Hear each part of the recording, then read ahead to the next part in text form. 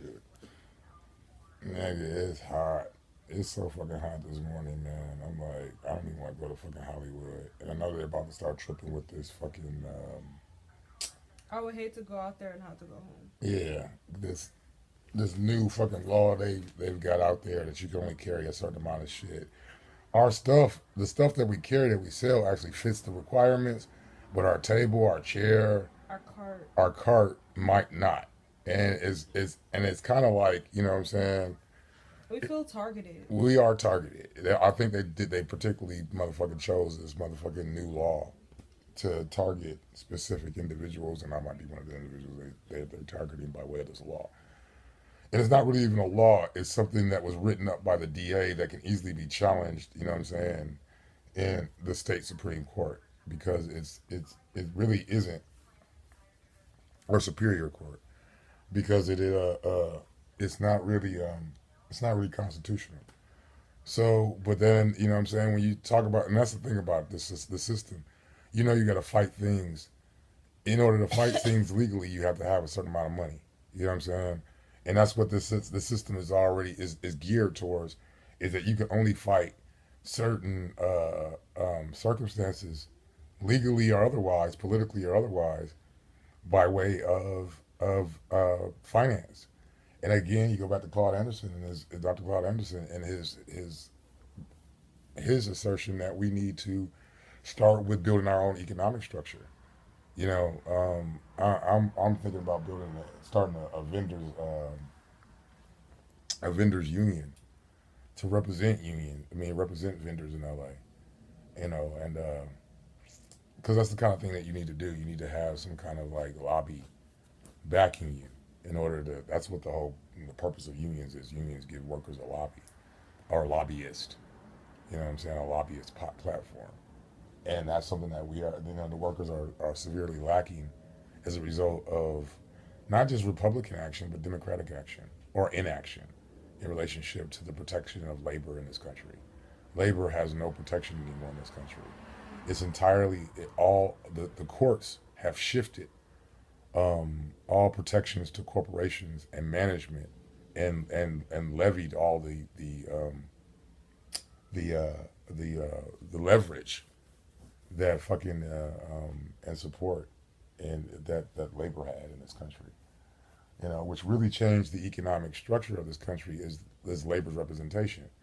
Prior to Theodore Roosevelt's fucking antitrust laws, target and even the antitrust laws really didn't stop corporate greed in this country as far as the Rockefellers was concerned, and as far as Standard Oil and fucking Carnegie and the other industrialists who controlled this country for a period of time by way of their control of labor.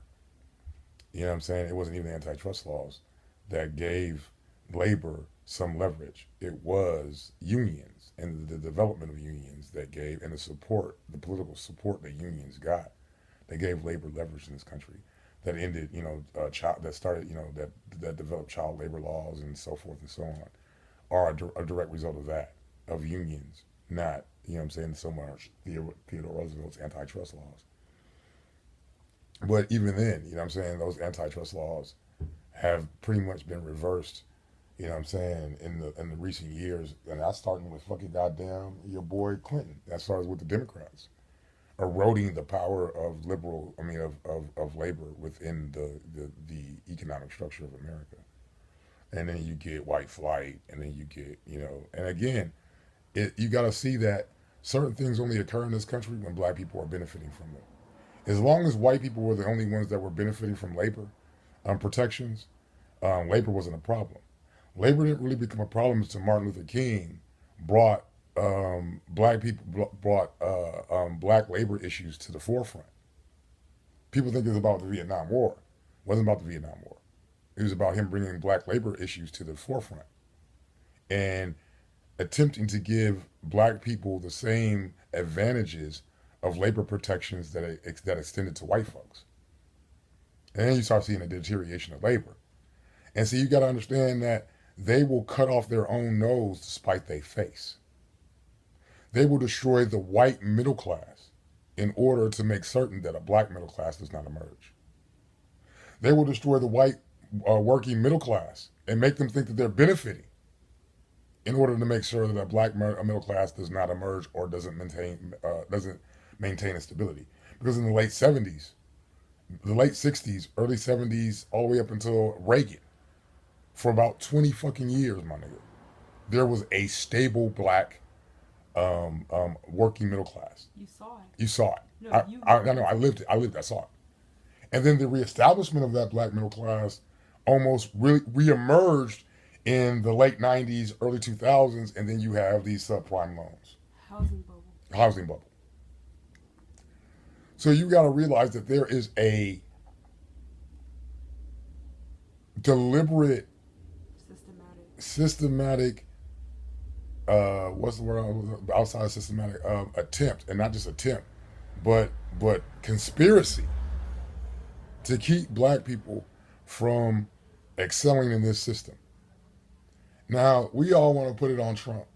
And yeah, you can put some, but again, like a brother was saying, he's just tipped the iceberg. See, these problems that exist between black people and white people in this country, these racial dynamics, don't go anywhere. They're just covered for a moment. And all they need is like a ball. You hold that ball in the water, and then you let the ball go, and it comes up even harder than it would if you had just, you know what I'm saying, if you hadn't been holding it underwater. And that's exactly what these racial issues are. They're issues. They're undealt with issues that continue to steam under or simmer under the fucking surface of American racial interactions. And until we resolve these issues, we're going to continue to be confronted by them. We can't just make them, we can't just sweep them under the rug and think they're going to disappear. And as far as white people are concerned, racism is their problem. The effects of racism on them and their social structure is their problem. Our problem is how it affects us, and that we need to divorce ourselves from it altogether. We don't need to pander to motherfucking white folks no more in this codependent relationship, expecting them at some point in time to become so elevated they recognize that every black person is not a criminal just because they're black. I deal with having to dumb down my intellect in order to make white people comfortable all the time. I can't simply have and not just to make white people comfortable, but to make niggas comfortable. Because niggas unconsciously are aware of the fact that they have the cognitive capability to acquire intellect in this fucking system when they see a black man do it. And so therefore there's a level of resentment in relationship to that particular black person, seeing a black person utilize their cognitive responsibility and have confidence in their cognitive capabilities. Well, that's terrifying. Not in the sense that it's terrifying the same as it is to the white power structure. It's terrifying in the sense that you've let the opportunity pass you by. Like the sister on the train the other day, trying to motherfucker get into an intellectual conversation with us because she overheard our intellectual conversation. We share a bit of our intellectual information with her. She goes to research the intellectual information and then comes back to interrupt our further intellectual conversation with some bullshit. With some bullshit because she can't articulate what she's just Googled. And she realizes it's not that easy. And she got mad. Because she realized it wasn't that easy just to motherfucking pick up a motherfucking goddamn phone and Google this information and then be able to comprehend it and articulate it within that moment. It takes a period of time. It's a process. And a lot of you in your older years have lost the opportunity to engage in that process. And there's a certain level of resentment that stems from your lack of responsibility in engaging in that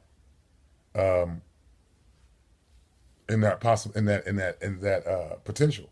But it's really never too late. But it's never really too late. There's 90-something-year-olds graduating from motherfucking university right now. Right. So what you really need to do is you need to motherfucking goddamn think that it's not going to happen in a moment. It takes time. It takes time. It's a compound effect. It's a compound effect. And your effect and the affect are two entirely different things. See, what she was witnessing was the affect, not the effects that led to that affect. And she got caught up in the effect. Oh, I only see the affect of this intellectual conversation. I don't see all the effect that led to the effect. Or advent versus event. Advent versus event. She saw all the events that led to the advent. No, she didn't see the events. Well, she saw the. I'm sorry. Yeah, she saw the advent, and not the events that led to the advent. And because she got caught up in the advent, and not the events that led to the advent, she was assuming that somehow she could automatically, or by some way of osmosis, create the advent. You can't create the advent without event. Events lead to the advent. And unless you were a part of the events, all you're aware of is the advent. And I use the example of events for your motherfucker when you go to your ATM. You pulling out the money of your ATM is the advent. You weren't a part of all the events that took place to put the money into your account so you could experience the advent.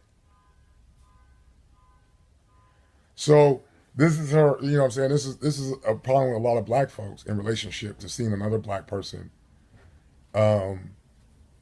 especially a black person that doesn't look like that holds true to the physiological and psychological characteristics of an African person. That I could have maintained my psychological and physiological characteristics and still attained intellectual excellence. And they only get caught up in that advent, not the event.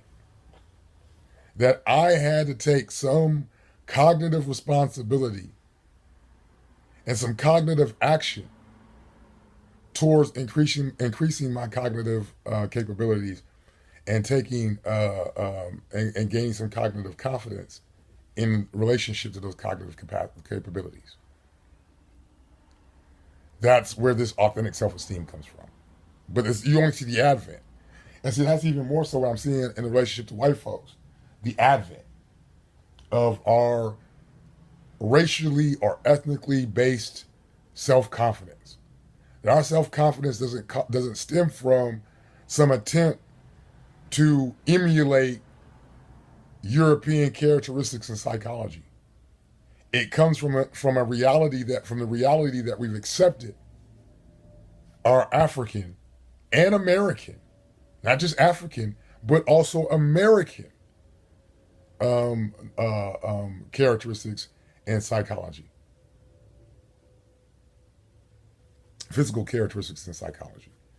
And still are capable of achieving intellectual fucking success. That we can articulate and we can comprehend complex intellectual ideas. More than they can. More than they can. And see, it's a double-edged sword. The Europeans, it's a threat to their white privilege. To black folks, it's a threat to their lack of a cognitive responsibility or self-awareness in relationship to their own specific ethnic characteristics, physiological and psychological. That they have a lack of confidence in African American psychological and physiological characteristics in relationship to intellectual pursuit. Meow. And that angers them from that standpoint. It's cognitive. It's an instinctive reaction. We realize this. But the more in which we engage, we because it's neurons. It's the positive neurosis, that body language and so forth, that they kinesthetically perceive.